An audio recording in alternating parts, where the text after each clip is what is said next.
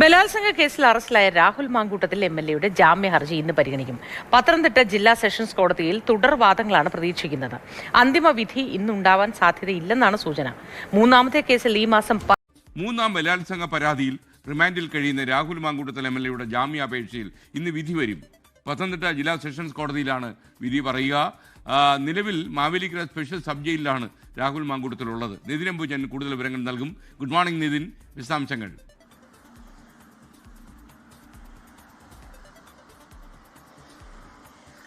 Good morning. മൂന്നാം ബലാത്സംഗ കേസിൽ നിലവിൽ റിമാൻഡിൽ കഴിയുന്ന രാഹുൽ മാങ്കൂട്ടത്തിൽ എംഎൽഎക്ക് ഇന്ന് നിർണായകമാണ്.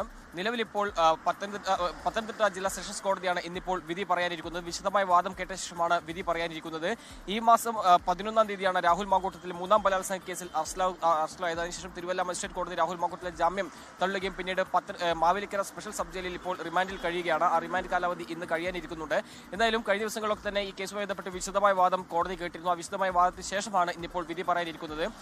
പ്രതിഭാഗം ഉന്നയിച്ചത് പരാതിക്കാരിയുടെ വാദങ്ങളെല്ലാം കള്ളമാണെന്നും സാറ്റിസ്ഫാക്ഷൻ ലെവല് അല്ലെങ്കിൽ സംതൃപ്തി എന്നൊക്കെ വേണമെങ്കിൽ ഇതിനെ നമുക്ക് പറയാൻ കഴിയും, അല്ലേ?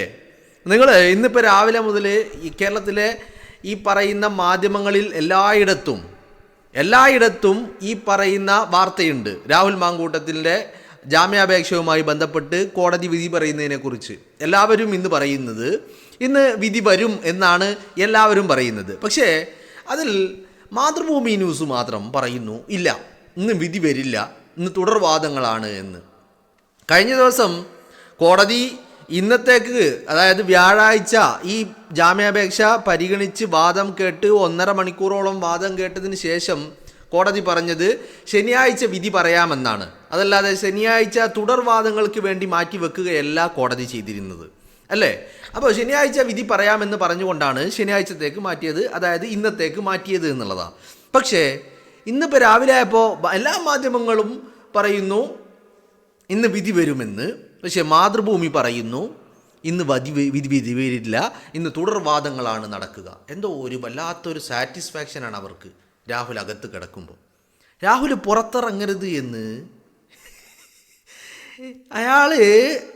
അയാൾക്ക് ജാമ്യം ലഭിക്കരുത്, അയാൾ അഴിക്കുള്ളിൽ കിടക്കണം, ജാമ്യം ലഭിച്ച് പുറത്തേക്ക് വരരുത് എന്ന് ആഗ്രഹിക്കുന്നവരുടെ കൂട്ടത്തിൽ ഏറ്റവും മുൻപന്തിയിൽ നിൽക്കുന്നത് കേരളത്തിലെ മാപ്രകളാണ്, അല്ലേ? നിങ്ങളൊന്ന് ആലോചിച്ച് നോക്കൂ. ഇപ്പോൾ ഈ കേസിനെ ഇവർ റിപ്പോർട്ട് ചെയ്യുന്ന രീതി ഒന്നൊന്ന് എടുത്ത് പരിശോധിച്ച് നോക്കൂ. ഞാൻ കേരളത്തിലെ ഈ മാപ്രകളുടെ അവരുടെ ഒരു സമൂഹം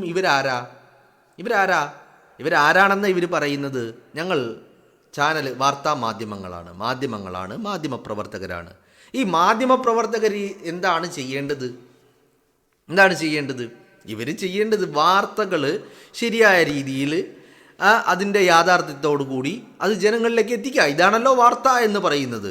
അതല്ലാതെ ഇപ്പോൾ ഞാൻ എൻ്റെ ഒപ്പീനിയൻ പറയുന്ന എനിക്ക് എങ്ങനെ ഞാൻ വാർത്ത ആവും? അല്ല, അത് എൻ്റെ അഭിപ്രായമാണ്. എൻ്റെ താല്പര്യങ്ങൾക്ക് മുൻനിർത്തി ഞാൻ പറയുന്നതിന് അത് എൻ്റെ താല്പര്യങ്ങളാണ്. എൻ്റെ ഇൻട്രസ്റ്റുകളെ മുൻനിർത്തി ഞാൻ പറയുന്നതിന് എൻ്റെ ഇൻട്രസ്റ്റാണ്. ഇത് വാർത്തയാവില്ലല്ലോ. അപ്പോൾ ഇവിടെ എന്താണ് സംഭവിക്കുന്നത് നോക്കൂ നിങ്ങൾ. രാഹുൽ മാങ്കൂട്ടത്തിൻ്റെ കാര്യത്തിൽ രാഹുൽ മാങ്കൂട്ടത്തിന് ഇപ്പോൾ രാഹുലിനെ അറസ്റ്റ് ചെയ്ത മൂന്നാമത്തെ പരാതി നോക്കാം. ഇനി എല്ലാ പരാതി വേണമെങ്കിലും അങ്ങനെ തന്നെയാണ്. ഒരു ഉദാഹരണത്തിന് ഇപ്പോൾ ഈ മൂന്നാമത്തെ പരാതി വരുന്നു, അത് രഹസ്യമാക്കി വെക്കുന്നു, രാഹുലിനെ കസ്റ്റഡിയിലെടുക്കുന്നു. രാത്രി അയാൾ താമസിക്കുന്നിടത്ത് കയറി പോലീസ്, അന്വേഷണ ഉദ്യോഗസ്ഥർ ഈ രാഹുൽ മാങ്കൂട്ടത്തിനെ കസ്റ്റഡിയിലെടുക്കുന്നു. പിറ്റേന്ന് രാവിലെ മെഡിക്കൽ ചെക്കപ്പ് നടത്തുന്നു. അത് കഴിഞ്ഞ് അറസ്റ്റ് രേഖപ്പെടുത്തുന്നു, മജിസ്ട്രേറ്റിൻ്റെ വീട്ടിൽ ഹാജരാക്കുന്നു, റിമാൻഡ് ചെയ്യുന്നു, കസ്റ്റഡിയിൽ വിടുന്നു. ഇതൊക്കെയാണ് നമ്മൾ കണ്ടത്.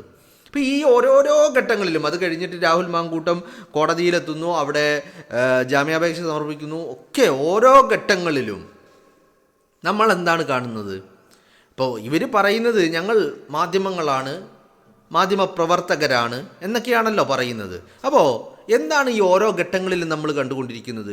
ഇവർ പറയുന്നുണ്ട്, എല്ലാം പറയുന്നുണ്ടോ? ഇല്ല എന്നുള്ളതാണ്. ഇപ്പോൾ നിങ്ങളൊന്ന് ആലോചിച്ച് നോക്കൂ.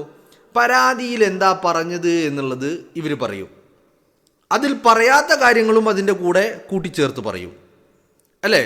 കോടതിയിൽ എന്താ നടന്നത് എന്ന് പറയും, അതിൽ രാഹുൽ പറഞ്ഞത്, രാഹുലിൻ്റെ അഭിഭാഷകൻ പറയുന്നത് പറയില്ല, കോടതിയിൽ പറയില്ല. ഇനി കോടതി പറയുന്ന ചില കാര്യങ്ങൾ അതും പറയില്ല. പക്ഷേ പ്രോസിക്യൂഷൻ പറയുന്നതും അന്വേഷണ ഉദ്യോഗസ്ഥർ പറയുന്നതും ഇവർ അത് പറയും. അതിൻ്റെ കൂടെ ഒന്നുകൂടി അതിനെ പൊടിപ്പും തുങ്ങലും വെച്ച് ഒന്നുകൂടി പർവ്വതീകരിച്ച് പറയൂ, അല്ലേ? അവിടെയും ഇപ്പോൾ ആദ്യത്തെ ബലാത്സംഗ കേസ് ഒന്ന് എടുക്കുക. ഞാൻ കോടതി പറഞ്ഞത് ഇവർ പറഞ്ഞില്ല എന്നുള്ളത് മനസ്സിലാക്കാൻ വേണ്ടിയിട്ടാണ്. ആദ്യത്തെ ബലാത്സംഗ കേസിൽ തിരുവനന്തപുരത്തെ സെഷൻസ് കോടതി രാഹുലിൻ്റെ ജാമ്യാപേക്ഷ തള്ളുന്നു. ആ ജാമ്യാപേക്ഷ തള്ളിയപ്പോൾ ഇവരത് വാർത്തയാക്കിയില്ലേ? വാർത്തയാക്കണോ? ആക്കണം, ശരി തന്നെ. അവിടെ ഈ കോടതിയുടെ ജാമ്യാപേക്ഷ തള്ളിക്കൊണ്ടുള്ള ആ ഉത്തരവ് പുറത്തു വരുമ്പോൾ ആ ഉത്തരവിൻ്റെ 14-ാമത്തെ പേജിൽ ഒരു കാര്യം പറയുന്നുണ്ട്. എന്താ പറയുന്നത്? ഈ ആദ്യത്തെ പരാതി എന്ന് പറഞ്ഞാൽ ബലാത്സംഗം ചെയ്തു, പീഡിപ്പിച്ചു എന്ന് പറയുന്ന പരാതി, നിർബന്ധിച്ചു ഗർഭഛിദ്രം നടത്തി എന്ന് പറയുന്ന ആ പരാതി ഈ പറയുന്ന 3 കാര്യങ്ങളും, നിർബന്ധിച്ചുള്ള ഗർഭഛിദ്രം, ഈ 3ഉം നടന്നതിനുള്ള മെറ്റീരിയൽ എവിഡൻസുകൾ ഇല്ല എന്ന് മാത്രമല്ല, ഈ പറയുന്ന പരാതിക്കാരി പറഞ്ഞതിന് ശേഷം കോടതിക്ക് മുന്നിലെത്തിയ തെളിവുകളും കോടതി കേട്ട വാദങ്ങളും പ്രതിവാദങ്ങൾക്കും ഒക്കെ ശേഷം കോടതിക്ക് മനസ്സിലായത് ഇത് ഉഭയസമ്മതത്തോടു കൂടി എന്ന് പറഞ്ഞാൽ രണ്ടുപേരുടെയും സമ്മതത്തോടു കൂടിയും ഇഷ്ടത്തോടു കൂടിയും നടന്ന ഒരു ലൈംഗിക ബന്ധമാണെന്നാണ് കോടതി നിരീക്ഷിച്ചത്. അത് എപ്പോഴാണ്? രാഹുലിൻ്റെ മുൻകൂർ ജാമ്യാപേക്ഷ പരിഗണിക്കുന്ന അവസരത്തിൽ, അല്ലേ?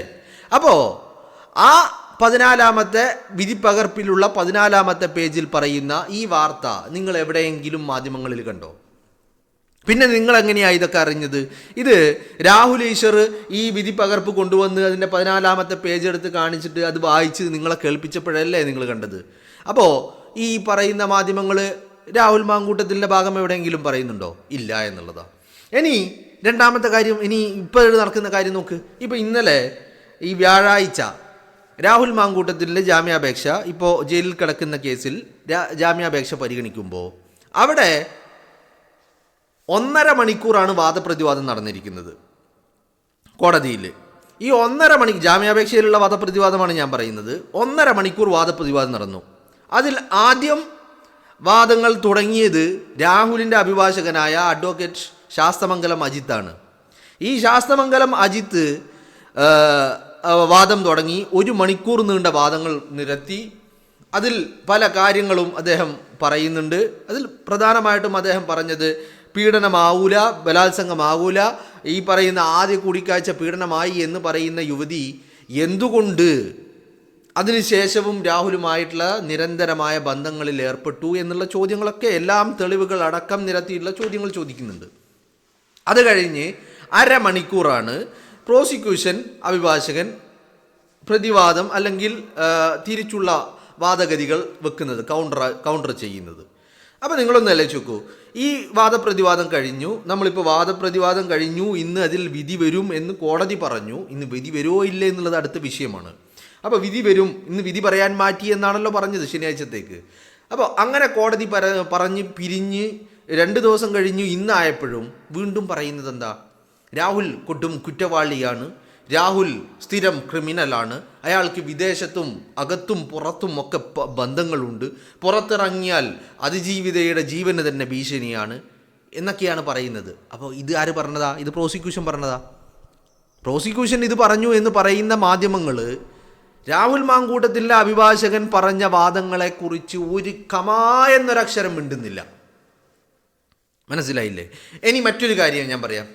ഇനി കഴിഞ്ഞ ദിവസം ഫെനി നൈനാൻ, രാഹുലിൻ്റെ സുഹൃത്ത് ഫെനി നൈനാൻ ചില സ്ക്രീൻഷോട്ടുകൾ പുറത്തുവിട്ടു.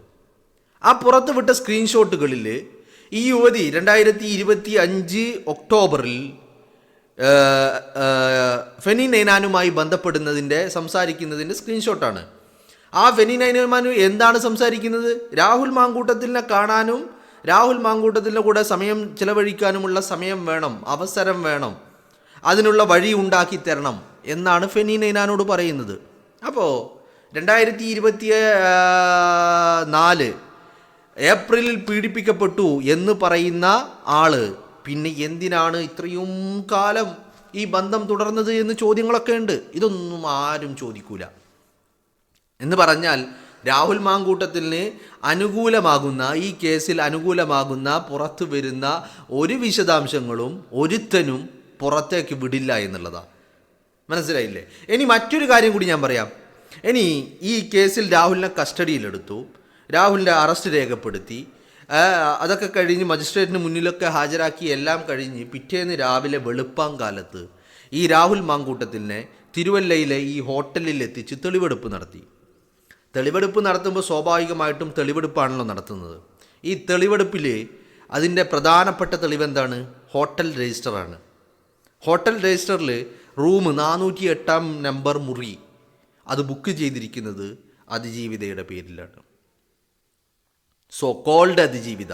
ഓക്കെ, പിന്നെ ഈ സോ കോൾഡ് അതിജീവിതക്കൊപ്പം മുറിയിലെത്തി എന്ന് പറയുന്ന ഹോട്ടൽ രജിസ്റ്ററിൽ രേഖപ്പെടുത്തിയിരിക്കുന്ന ആളുടെ പേര് അത് രാഹുൽ മാങ്കൂട്ടത്തിലല്ല.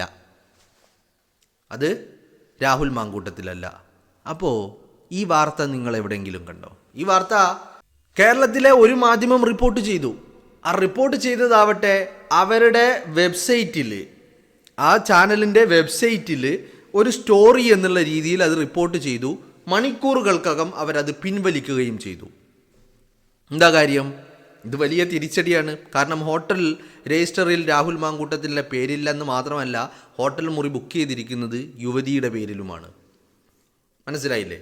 അപ്പോൾ ഈ കാര്യങ്ങൾ എന്ന് പറഞ്ഞാൽ രാഹുൽ മാങ്കൂട്ടത്തിന് അനുകൂലമാകുന്ന പല വാർത്തകളും പല കാര്യങ്ങളും ജനങ്ങളിലേക്ക് എത്തരുത് എന്ന് പലരും ആഗ്രഹിക്കുന്നു. ആ കൂട്ടത്തിലാണ് ഇപ്പോൾ ഈ പറയുന്ന വാർത്തയും നിങ്ങൾ കണ്ടത്. എന്താണ് വാർത്ത? ഇത് മാതൃഭൂമിയിൽ മാത്രമേ ഈ ഒരു വാർത്തയേ ഉള്ളൂ. ബാക്കി എല്ലാവരും ജാമ്യവിധി ഇന്നും ഉണ്ടാകും, നിർണായകമാണ് എന്നൊക്കെ പറഞ്ഞുകൊണ്ടാണ് ഈ വാർത്ത കൊടുത്തിരിക്കുന്നത്. പക്ഷേ മാതൃഭൂമി മാത്രം അവിടെയും അവർക്കൊരു ആത്മസംതൃപ്തിക്ക് വേണ്ടിയിട്ട് രാഹുലിന് ഇന്ന് ജാമ്യം ഉണ്ടാവില്ല, വിധി ഇന്നുണ്ടാവില്ല, ഇന്ന് തുടർവാദങ്ങളാണ് എന്ന് പറഞ്ഞാൽ വിധി ഇന്നില്ലെങ്കിൽ വീണ്ടും രാഹുൽ ജയിലിൽ തന്നെയാണ്. അപ്പോൾ അയാൾ ജയിലിൽ കിടന്നോ ഇല്ലേ എന്നുള്ളതല്ല വിഷയം. ആ ജയിലിലാണ് എന്ന് പറയുമ്പോൾ പോലും ഇവർക്ക് വലിയ ഒരു ആത്മസംതൃപ്തി, അങ്ങനെയുണ്ടല്ലോ, അതിലൊരു സുഖം, അതിലൊരു ആനന്ദം ഇവർക്കൊക്കെ ഇവർ കണ്ടെത്തുന്നുണ്ട് എന്നുള്ളതാണ്. മനസ്സിലായില്ലേ? അപ്പോൾ ഞാൻ പറഞ്ഞു വരുന്നത്, ഈ ആളുകൾക്ക് ഈ രാഹുൽ മാങ്കൂട്ടം വേട്ട, ഇത് വേട്ട എന്ന് നമ്മൾ പറയാനുള്ള കാരണം ഇതാ. കാരണം ഇതിൽ രാഹുലിന് അനുകൂലമായ പ്രതികൂലമായ വാർത്തകൾ നൽകി, രാഹുലിനെ മോശക്കാരനാണെന്ന് വരുത്തി തീർത്ത്, രാഹുലിനെ ക്രൂരനാണെന്ന് ചിത്രീകരിച്ച് അതിലൂടെ ഒരു ആനന്ദം, ഒരു സുഖം, ഒരു സംതൃപ്തി, ഒരു ആത്മസംതൃപ്തി, ഒരു സാറ്റിസ്ഫാക്ഷൻ ഒക്കെ ഉണ്ടാക്കിയെടുക്കുന്ന ആളുകളാണ് വേട്ടക്കാർ. അപ്പോൾ അത് അവരുടെ പ്രവർത്തനങ്ങൾ കാണുമ്പോൾ നമുക്കതുകൊണ്ട് അങ്ങനെ അതിൽ സന്തോഷിക്കുകയും സുഖിക്കുകയും ആനന്ദിക്കുകയും ഒക്കെ ചെയ്യുന്ന ആളുകളെ കാണുന്നത് കൊണ്ടാണ് നമ്മൾ പറയുന്നത് ഇത് വേട്ടയാണ് എന്ന് പറയുന്നതിനുള്ള കാരണം.